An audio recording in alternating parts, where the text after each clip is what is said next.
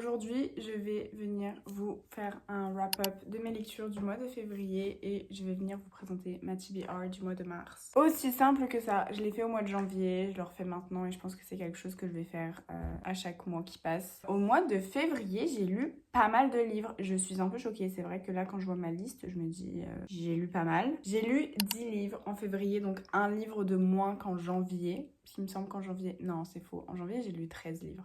On s'en fout de janvier. Genre, qu'est-ce qui s'est passé? J'ai pas de réponse à vous apporter. J'ai juste lu 10 livres. Là, mois de janvier et février, j'ai beaucoup lu. Mois de mars, ça va certainement baisser. Et voilà, c'est assez irrégulier mon nombre de livres lus par mois au cours de l'année. Donc, si vous trouvez qu'il y a beaucoup de livres lus là, maintenant... c'est parce que le nombre va baisser à un moment donné. Donc worry. Du coup, on va commencer dès maintenant. Je vais pas perdre plus de temps à je ne sais pas quoi. Parce qu'on a 10 livres à éplucher.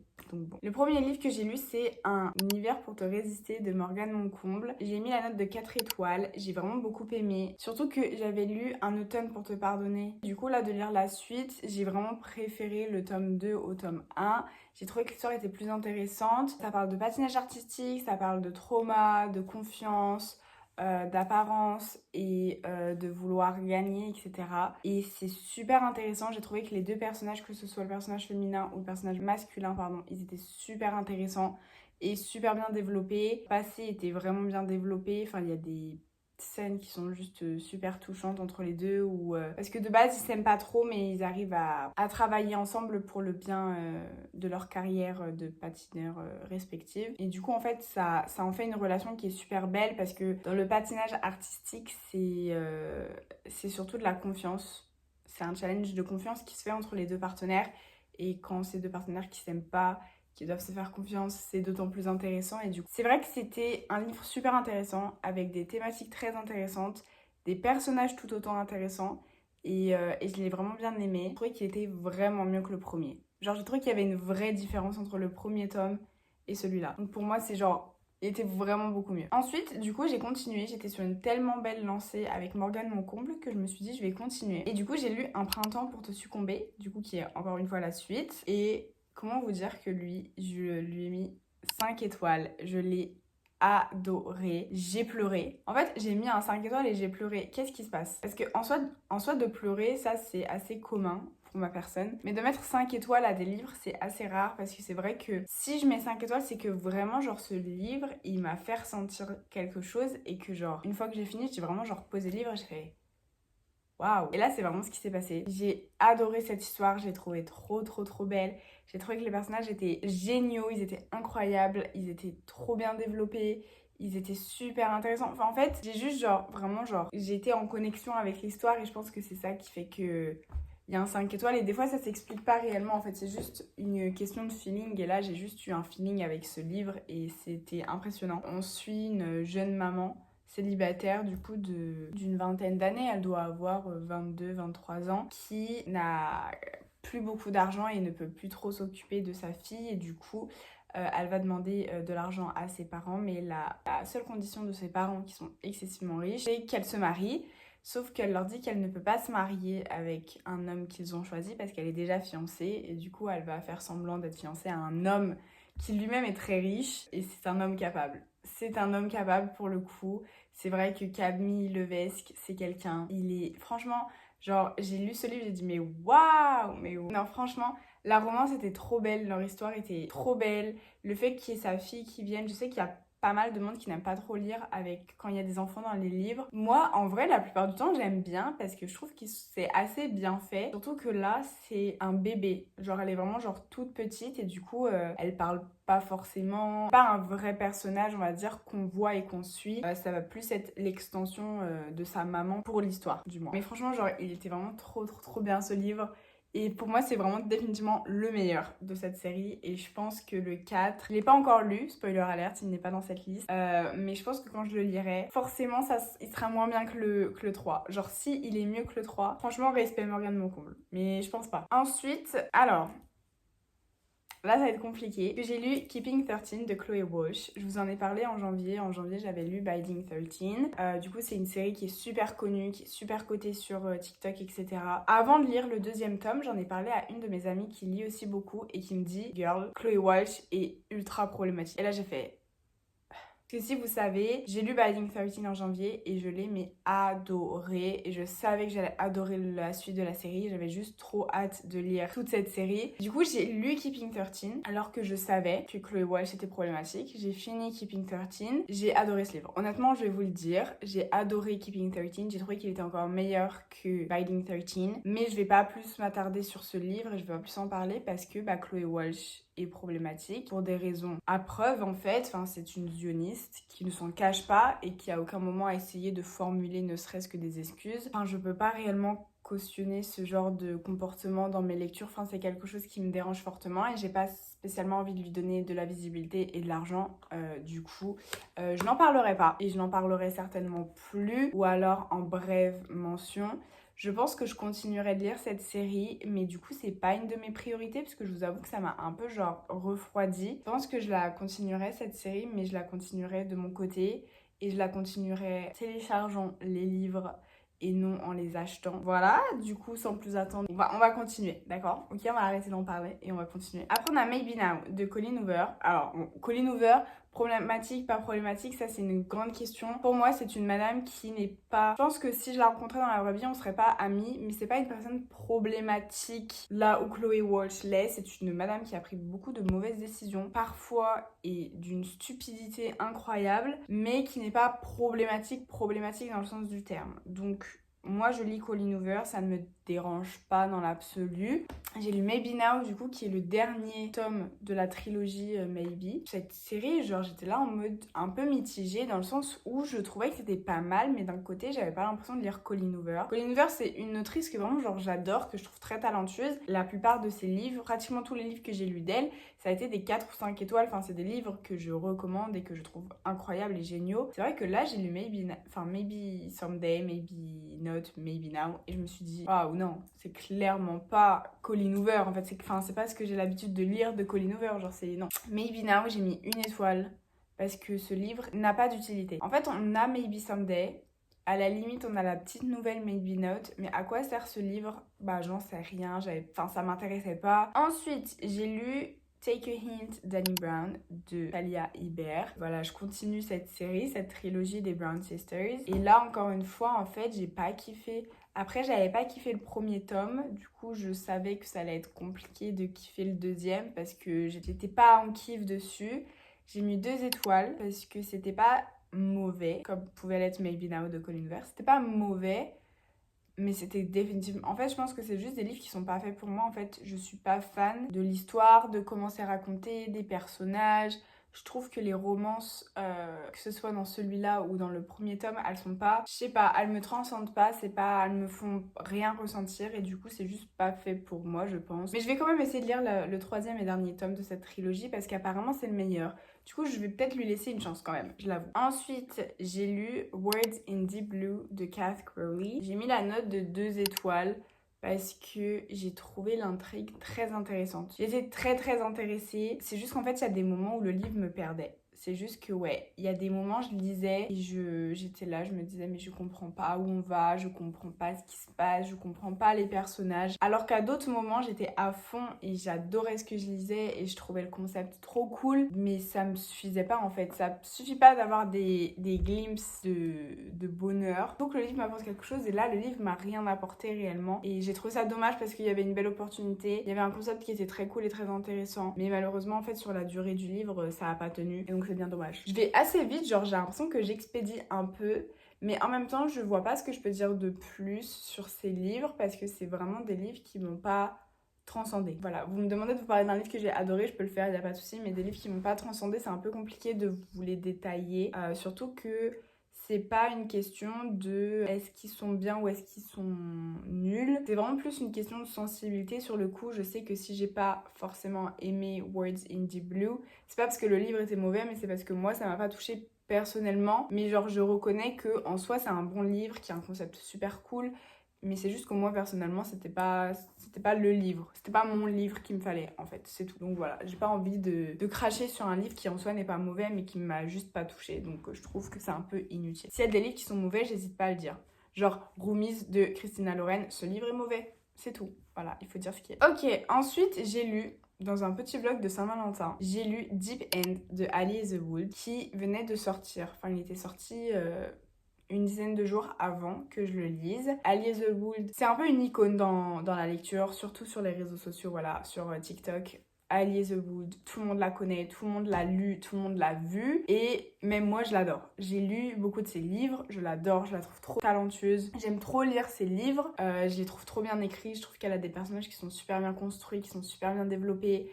En plus, il y a une touche d'originalité dans chacun de ses livres qui est rafraîchissante, qui fait trop du bien. Et c'est vrai que là, j'ai lu celui-là et c'était un peu des montagnes russes. Si vous avez vu mon vlog, c'est ce que je disais dans ce livre, c'est-à-dire qu'il y avait tellement de bons éléments, mais il y avait tellement de moments où on se faisait chier qu'on est sur une lecture qui est trop irrégulière. Ça démarre trop bien, le début du livre est trop intéressant, et après, en fait, il y a certains passages qui sont cool, certains passages qui sont un peu moins cool. Après, tu te fais chier. Et quand t'arrives à la fin, ça y est, c'est bien et du coup t'es intéressé et t'es à fond. Mais le problème c'est que c'est tellement irrégulier que c'est compliqué d'avoir un avis global et général sur ce livre. Moi personnellement j'ai mis 3 étoiles parce que j'ai trouvé qu'il était bien écrit, genre ça reste Ali and the Wood, donc c'était bien écrit. Le concept était plutôt intéressant dans l'idée. Les personnages, il y avait quelque chose, mais en fait c'est juste que ça manquait de profondeur pour moi et c'est ça qui est dommage. Que ce soit en termes de personnages ou d'histoire, tous les éléments étaient là, tous les éléments étaient réunis, mais c'était pas assez profond, on n'allait pas assez loin dans le truc, là où avec Ali and the Wood, d'habitude on y va. Surtout que Ali and the Wood, si vous ne la connaissez pas, ça fait 15 fois que je répète son prénom, c'est chiant, mais cette autrice en fait, à chaque fois elle écrit sur des sujets qui sont assez précis, où en fait c'est des femmes qui travaillent dans le monde de la science. Donc il y en a une c'est plus dans la chimie, une c'est au niveau de la NASA, etc. Et du coup en fait on est dans des lieux et des atmosphères qui changent de ce que moi en tout cas j'ai l'habitude de lire. Et c'est super bien écrit, c'est super bien développé, c'est super intéressant. En tant que lecteur, ça apprend tellement de nouvelles choses qui sont trop cool. Ce côté scientifique à chaque fois est poussé, j'ai pas envie de dire genre super loin, mais c'est vraiment poussé à un détail qui est trop bien et qui même si toi tu n'y connais rien en tant que lecteur, t'as l'impression de connaître quelque chose parce que t'es tellement mis dedans, etc. Et ici, dans ce livre-là, dans Deep End, on est dans la compétition de plongeon. J'ai pas l'impression d'avoir appris grand-chose comparé à ces autres livres, ou même quand j'ai lu Checkmate, c'était échec, échec, échec partout, et c'était trop cool, en fait. T'es vraiment immergé. T'es vraiment en immersion dans le monde de l'échec, et là, c'était vraiment pas le cas. Donc j'étais un peu là en mode, je suis un peu déçue. Parce que c'est un peu sa marque de fabrique d'habitude. Et là, ça manquait, je trouvais. Je parlais beaucoup, mais c'est vrai que j'étais un peu déçue. Le livre n'est pas mauvais, mais j'avais tellement de grandes attentes et d'espoir sur Ali and the Wood que je suis un peu déçue. Il est vrai. Bon, c'est tout. Ensuite, j'ai lu un livre, c'était encore dans mon petit vlog de la Saint-Valentin. J'ai lu If You Had Been With Me de Laura Nolwenn et j'ai mis la note de 5 étoiles. En un mois, j'ai eu genre 3-5 étoiles. C'est un record, je crois. C'est un record. J'ai adoré If You Have Been With Me. J'avais très peur de le lire parce que c'est un livre qu'on m'avait vendu comme super triste, super émotionnel. Tu vas voir, tu vas pleurer, machin et tout. J'ai pleuré, spoiler alerte, j'ai pleuré. C'est vrai que c'est un livre qui est super touchant. Et après, je pense pas que c'est le livre, genre je sais que par exemple si je dis à ma meilleure amie de le lire, je pense qu'elle ne pleurera pas. Mais c'est vrai que moi, ça m'a touchée. J'ai pas tant pleuré que ça. Je m'attendais à plus pleurer, mais c'est vrai que j'ai pas tant pleuré que ça. Mais c'est un livre qui m'a profondément marquée parce que pendant tout le livre, c'est assez, j'ai pas envie de dire gay et normal, mais quasiment en fait. On suit juste deux ados qui sont meilleurs amis depuis qu'ils sont nés en fait, littéralement, et qui se séparent un peu, qui se perdent un peu de vue, etc. Et c'est à propos de, en fait, d'être un ado et d'être jeune et de genre figure out qui tu es et ce que tu veux dans la vie, etc. Et c'est la fin qui est ultra triste sans trop vous en dire. En fait, c'est comme s'il y a un tracteur qui passait et qui m'avait renversé, littéralement. Ok, plus que 2 livres à vous présenter pour le wrap-up de février. Et c'est 2 livres qui vont ensemble parce qu'en fait j'ai lu le premier, je me suis dit autant lire le deuxième. Et j'ai lu Ashes Falling for the Sky et Ashes Falling for the Sky 2 du coup, de Neil Gaiman. Je les ai lus, c'est des livres qui sont français. Pourquoi je les ai lus, je sais pas, j'ai eu une pulsion. Et j'ai pas détesté parce que moi je suis très exigeante, surtout que avec les livres français, etc., je peux avoir du mal, surtout que là, c'est le cliché du bad boy, genre l'histoire d'amour du bad boy qui est tatoué, qui a des piercings. Et j'avais peur de le lire, surtout que, en fait, j'entendais aussi pas mal de personnes dire que ce livre était super triste. Et en fait, j'ai trouvé l'histoire assez intéressante et c'était assez genre... Enfin, en fait, c'est assez spécial à expliquer dans le sens où je trouve pas que le livre ça soit de la qualité, mais genre j'arrivais pas trop à m'empêcher de lire. Genre il fallait que je lise. Ça m'a beaucoup fait penser à After dans pas mal de points, donc vous voyez pourquoi je dis que c'est mauvais, mais pourtant t'as envie de le lire. Et par contre, il y a certaines scènes qui sont notamment dans le 1, dans le premier livre, qui sont très très choquantes, qui sont mais absolument choquantes. On suit une romance en fait entre deux personnages qui sont traumatisés et brisés. En gros, les traumas du mec qui ne sont pas racontés réellement. On a un peu son point de vue, mais on comprend pas réellement c'est quoi ces traumas, qu'est-ce qui s'est passé, etc. On apprend la vérité qu'à la fin, alors que la fille, j'ai pas envie de dire dès le début, mais en fait, vraiment, genre, on va construire petit à petit et arriver à la moitié du livre. On sait, on connaît son histoire complète, on a tout. Et c'est vrai que la fille, en termes de trauma, elle cumule. Il y a des scènes qui étaient très dures à lire et genre c'est très fucked up, genre vraiment. Par contre en termes du mec, du coup comme je vous l'ai dit, c'est un peu le mystère du livre. Dès qu'il y a le premier chapitre, je crois, du point de vue du mec, j'ai immédiatement su ce qui s'était passé. Est-ce que j'ai su dans les détails, etc. Non, mais j'ai vraiment su le gros truc. Et du coup quand j'ai lu, bah j'étais pas surprise, genre de zéro, j'ai fait bah ouais, genre make sense. Make sense. En fait, c'est plus le deuxième là où les gens pleurent. Et je comprends pourquoi les gens pleurent. Ok, je comprends. Je n'ai pas pleuré parce que en fait, c'était tellement brutal. Et du coup, en fait, ça m'a pas mis en condition de pleurer. Genre, j'ai lu la fin, j'ai fait... Enfin, vraiment, je me suis dit, waouh, c'est super triste, c'est trop fucked up. Mais d'accord. Et peut-être parce que j'étais moins attachée au personnage, etc. Et du coup, j'étais en mode... J'ai accepté la fin. Du coup, pour ces deux livres, j'ai mis la note de 2 étoiles. Parce que à chaque fois, j'étais en mode oui, mais non. Ok, maintenant, je vais vous présenter les livres que j'ai envie de lire pour le mois de mars. En premier livre, j'ai envie de lire Fool Me Twice de Carrie Anderson. C'est un livre que j'ai envie de lire depuis perpète. Ça fait très longtemps que j'ai envie de le lire. Si, je sais que c'est une histoire d'amour et je sais que le concept est assez genre chelou, mais moi ça m'intriguait trop et ça m'intrigue toujours. Où en gros c'est l'histoire d'une fille, sa meilleure amie est décédée et waouh, on commence super bien. Sa meilleure amie est décédée et avant que cette meilleure amie là en question décède, elle avait laissé une liste à notre protagoniste, une liste de choses à faire et parmi cette liste, il y avait se venger de tel garçon. Et du coup, pour se venger, notre protagoniste va se mettre en couple avec, je crois. Encore une fois, je suis vraiment pas sûre. À tout moment, je dis des bêtises. Mais pour moi, c'est ça parle de ça. Ensuite, on va lire Act Your Age Eve Brown de Talia Hibert, qui du coup est le troisième et dernier livre de cette trilogie des Brown Sisters. Hopefully, j'aime ce livre. Je le trouve meilleur que les deux premiers. J'ai pas beaucoup d'espoir. Mais j'ai l'impression que si je pars comme ça va être compliqué. Mais j'ai pas beaucoup d'espoir. Donc on verra ce qu'il en est. Mais ensuite, j'ai très envie de lire du coup Just Wanna Be Your Brother de Neil Gorman, qui est le troisième livre de Ashes Falling for the Sky. Parce que, en fait, du coup, c'est un livre qui raconte l'histoire d'avant Ashes Falling for the Sky. Je peux pas trop vous en dire, mais c'est l'histoire d'avant, du point de vue du mec. Du coup, je vais le lire parce que je suis très intriguée et que, bref, j'ai envie de le lire. Vraiment, genre, c'est de la curiosité pure et dure. Du coup, voilà. Ensuite, en quatrième livre que j'ai envie de lire, c'est If Only I Had Told Her de Laura Nolwyn, du coup, qui est la suite de If You Had Been With Me. Je l'ai mis pour mars. Est-ce que je vais le lire? Je sais pas. En fait, si je trouve que j'ai pas la force de le lire, je le lirai pas. Parce que j'ai pas non plus envie de souffrir, d'être en dépression, etc. Mais en fait, genre, j'ai trop envie de le lire parce que j'ai adoré les personnages, que je trouve l'histoire trop belle, que je... Voilà. Mais d'un côté, genre, mon petit cœur, genre, j'ai pas envie de le faire souffrir. Donc on verra ce qu'il en est. On verra. Et du coup, en cinquième livre, je l'avais pas noté, je l'avais pas écrit, mais j'ai eu un flash que le mois de mars... Et le mois de Hunger Games. J'ai crié, je crie, je suis contente. J'adore les Hunger Games. Et il y a le nouveau livre, il y a le nouveau Hunger Games qui sort. J'ai trop hâte. C'est sur les Hunger Games de Haymitch. Genre, un de mes personnages préférés. J'ai trop hâte. Ça va être trop bien. Du coup, j'ai trop envie de le lire ce mois-ci. Le mois de sa sortie. Ça va être trop bien. Ça va être trop bien. Ça va être trop bien. Ça va être trop bien. Vous comprenez pas. Ça va être... pépite. Du coup, c'est tout pour cette vidéo, pour ce petit récap de février. J'espère que ça vous a plu, j'espère que c'était sympa. Cette fin, cette outro est éclatée. Je vous retrouve très vite pour de nouvelles vidéos. Je vous dis au revoir.